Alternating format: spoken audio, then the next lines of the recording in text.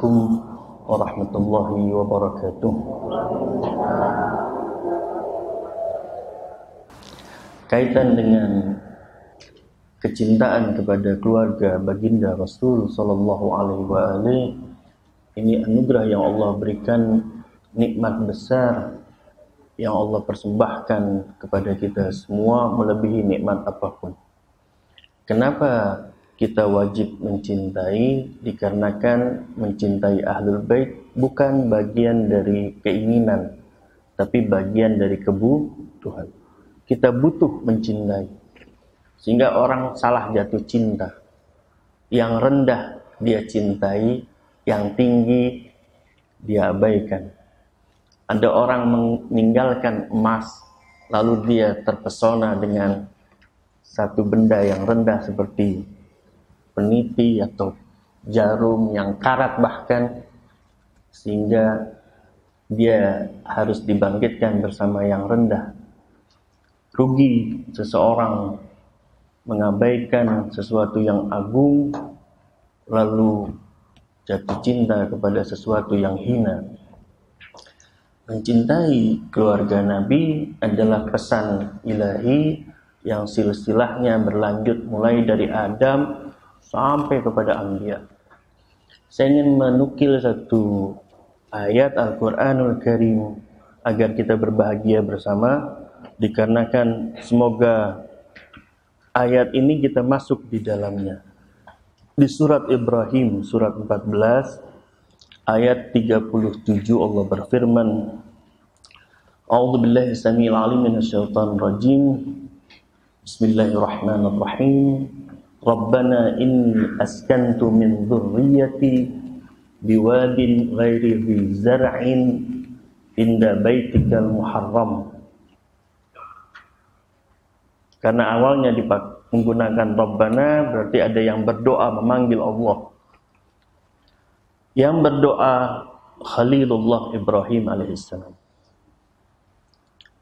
Dan beliau bermunajat kepada Rabbul Alamin, wahai Tuhan kami, aku titip dzurriyyahku. Inni askantu min dzurriyyati, min sebagian, min dzurriyyati biwadin ghairi zi zar'in, di tanah, di lembah yang kering kerontang, tidak ada tumbuhan. Inda baitikal muharram, dekat dengan rumahmu yang suci.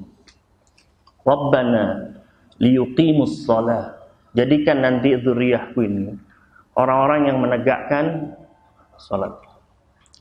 Faj'al, jadikan afidah minan nas, jadikan hati sebagian manusia tahwi ilaihim, jatuh cinta kepada mereka.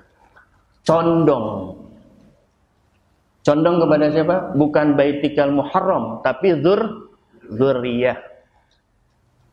Jadi Rasulullah dzurriyyah siapa? Ibrahim. Sayyidah Fatimah dzurriyyah siapa? Ibrahim. Amirul Mukminin Ali dzurriyyah siapa? Ibrahim. Al-Hasan wal Husain Ibrahim, dzurriyyah.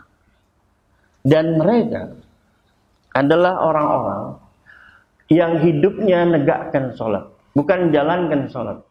Seperti contoh tadi, ada tamu sebentar, sholat pakai kecepatan 2 kali kecepatan suara, cepat, paket hemat, habis itu temui tamu. Ringkas, tapi pahala minta besar. Dzurriyyah Ibrahim alaihissalam yang kita disuruh condong, cenderung, condong itu bisa condong pemikiran, tahwi, bisa condong secara fisik, warna kulit, seperti politik apartheid ini, kulit hitam, kulit putih, lain warna kulit, fisik, condong dalam keadaan, dalam bentuk fisik. Tapi ada condong pemikiran, saya setuju, menarik, itu tahwi, tapi afkar, pemikiran. Tapi Nabi Ibrahim tidak berdoa kepada Allah supaya manusia condong kepada dzurriyyahnya, bukan hanya pemikiran, tapi tahwi tahwi ilaihim faj'al afidah, jadikan hati mereka bukan pikiran, bukan, tapi hati. Condong hati ini berkat apa? Berkat pikir. Karena kita mendapatkan berita tentang keutamaan mereka, maka kita jatuh. Seperti ada orang datang ke ibunya, saya mau nikah bu. Lalu ibunya cerita tentang sifat-sifat calonnya yang ketika sifat disampaikan muncul cinta. Tapi kalau sifat tidak disampaikan, yang penting perempuan bu, ya nggak mungkin. Bernapas, nggak mungkin.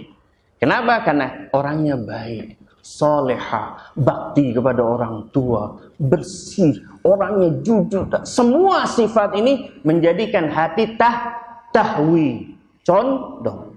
Nah, Nabi Ibrahim alaihissalam berdoa menjadikan zuriyahnya terikat pada Baitullah, terikat kepada tegaknya salat. Hasilnya adalah sejarah mencatat bahwa mereka orang-orang yang dengan salat mereka sangat terikat. Contoh, kalau orang mau mencabut panah yang menancap ke tubuh Ali bin Abi Thalib, cabut pas sholat. Karena waktu sholat dia tidak merasakan apa. Nabi waktu wudu, orang lihat wajahnya berubah. Sehingga istri beliau, Sayyidah Aisyah, terkesima usai melihat Nabi usai wudu. Karena apa? Seperti makhluk lain yang kami tidak kenal. Wajahnya pucat. Dan Nabi mengatakan, 2 rakaat salat lebih aku cintai dengan dunia dan nilainya salat di hadapan Nabi, semua kenikmatan tidak sebanding dengan rakaatan. 2 rakaat salat. Sayyidah Fatimah kalau salat dia berdiri sudah gemetar kakinya. Dan saat dia kunut, lama munajatnya, doa. Karena dia mendoakan semua manusia. Saya mau ngambil contoh satu saja, yaitu Sayyidina Hasan. Sayyidina Hasan kalau dia sholat, waktu berdiri, sebagaimana tadi guru kita sampaikan, jangan ujuk-ujuk langsung takbir, ada tahapan, ada muqaddimah. Sayyidina Hasan ketika diri, dia mengatakan, Ilahi, al-miskin bibabik. Seorang miskin yang gak punya apa-apa, sekarang ada di depan pintu. Al-haqir bifina'id. Yang penuh dosa ini, yang lemah ini, ada di dekatmu. Ya muhsin, wahai yang maha baik. Antal muhsin wa anal musi. Engkaulah yang maha baik dan aku pendosa. Fatajawas biqabihi ma'indi bijamili ma'indaka ya karim. Si pendosa ini kepengin numpang lewat dari semua dosa yang dia bawa, dia miliki di altar kesucian yang engkau miliki. Fatajawas biqabihi ma'indi, mau lewat numpang lewat. Karena salat itu perjalanan. As-salah mi'rajul mukmin. Salat mi'raj apa itu? Perjalanan gitu. Perjalanan bukan fisik, tapi perjalanan spiritual. Sehingga ketika ingin bertakbir, maka kita harus tahu dulu yang kita mau agungkan siapa. Zuriyah Ibrahim menganjurkan ataupun mencontohkan kepada kita semua, begitulah mereka saat berhadapan dengan Rabbul Alamin. Intinya adalah bahwa nilainya salat begitu agung, bahkan di dalam riwayat in qubilat ma siwa. Nanti yang ditanya salat dulu, kalau ini beres yang lain ikut. Tapi kalau ini ditolak, maka yang lain tertolak.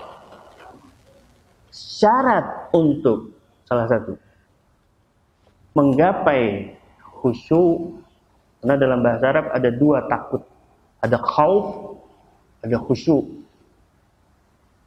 Khauf takut tanpa ilmu, tapi khusyuk nggak bisa khusyuk tanpa harus Tidak mungkin orang khusyuk tanpa ma'rifah, tanpa ilmu. Apa dalilnya? Innama yakhsyallah min ibadihi ulama. Yang yakhsha, yang bisa khusyuk dari hambaku adalah orang yang memiliki ilmu.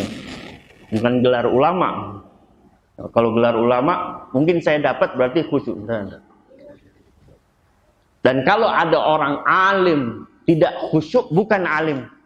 Karena outputnya alim adalah khusyuk. Nah, untuk khusyuk harus pakai ilmu. Diajar. Dan Quran mengatakan kalau Anda dapat ini piala khusyuk, qad aflahal mu'minun alladzina hum fi salatihim khusyuk. Beruntung. Beruntung. Yang dikatakan di dalam setiap azan, hayya 'alal falah, ayo cari keuntungan besar. Di mana? Di salat. Salat yang mana? Salat yang khusyuk, yang punya pengaruh. Yang tadi disampaikan, tanha anil fahsya wal munkar, yang dia itu mengerem diri dari perbuatan rendah dan hina, sehingga datangnya waktu salat di saat Karbala tanggal 10 Muharram pas siang hari. Apa yang terjadi? Sayyidina Husain masukkan pedang, suruh azan dan qomat. Bingung.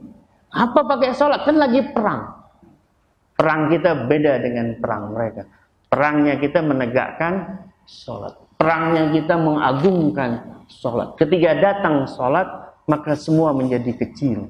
Ini saja yang bisa saya sampaikan, kurang lebihnya saya mohon maaf. Billahi taufiq wal hidayah wa ridha wal inayah. Wassalamualaikum warahmatullahi wabarakatuh.